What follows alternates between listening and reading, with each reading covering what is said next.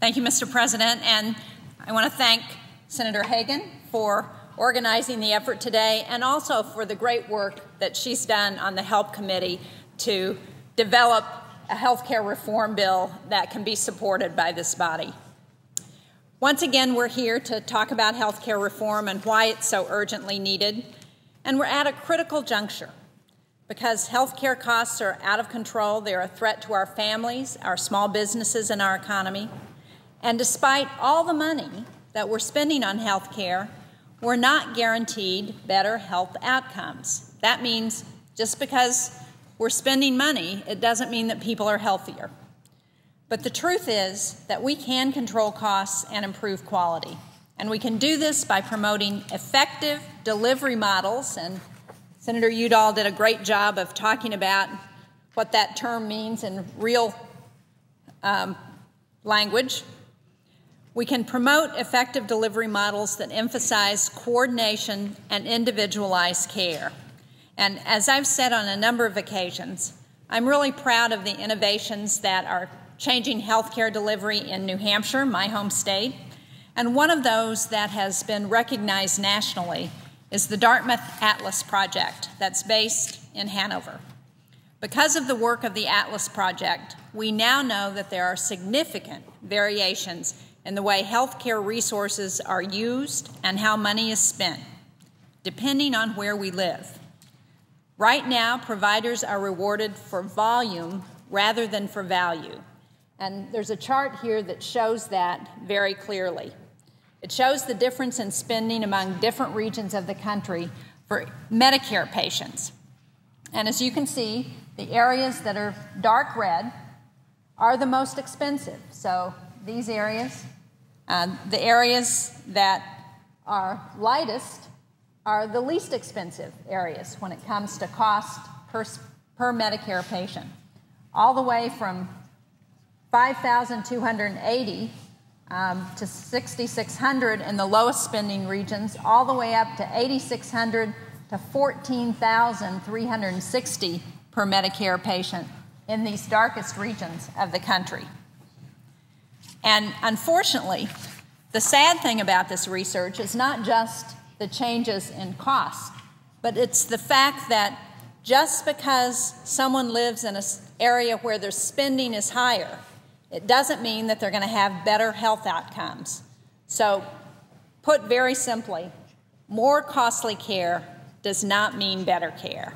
And this is a fundamental problem with our healthcare system, because the way our healthcare dollars are being spent right now is analogous to a medical arms race. That's not my term, that's Dr. Elliot Fisher's from the Atlas Project. Too often we judge the quality of our hospitals, for example, based on a new expansion wing or the latest medical device, and not on comparing the quality of care that they provide.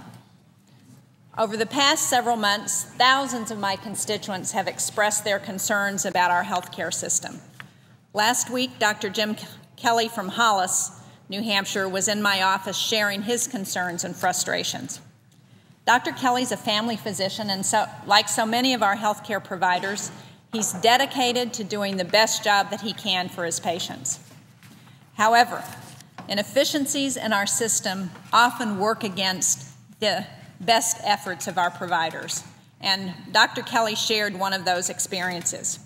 He talked about one of his patients who was a 73-year-old woman with diabetes who came into his office on a Friday morning with a swollen, red, and tender leg. And in addition to her own illness, she's the sole caretaker for her 79-year-old husband who recently had a stroke. Dr. Kelly diagnosed her condition, a relatively common one, as cellulitis, a skin infection which required IV antibiotics. Dr. Kelly gave her the first dose in his office, but Medicare wouldn't cover her infusion therapy at home. So as a result, Dr. Kelly was forced to send her to the local emergency room to receive treatment over the weekend. As a result, she had to bring her disabled husband, who she couldn't leave at home alone, to the emergency room. Both of them were forced to sit in the crowded ER, exposing them to more germs and using resources that could be used much more efficiently. Unfortunately, our system doesn't always facilitate efficient and coordinated care, and this is too often true with our most vulnerable patients. But there are innovative projects across the country that have adapted to meet the needs of these individuals. By providing increased outreach and care coordination, one pilot program was able to reduce visits to the emergency room by almost 2/3 after 2 years of participation. Mr. President, I recently introduced the REDUCE Act, which is modeled after these successful pilots and which I believe will change the way care is delivered to these high-risk patients. The REDUCE Act with multiple chronic conditions, and I think that's very important to point out. The REDUCE Act will create demonstration projects in 10 states that are modeled off of these approaches that have been successful in places around the country. This is the type of delivery system reform that improves quality and reduces cost simultaneously. And as I've said many times, the challenge that we face is great, but we have the resources and the tools we need to reform our healthcare system. We can do this in a fiscally responsible way.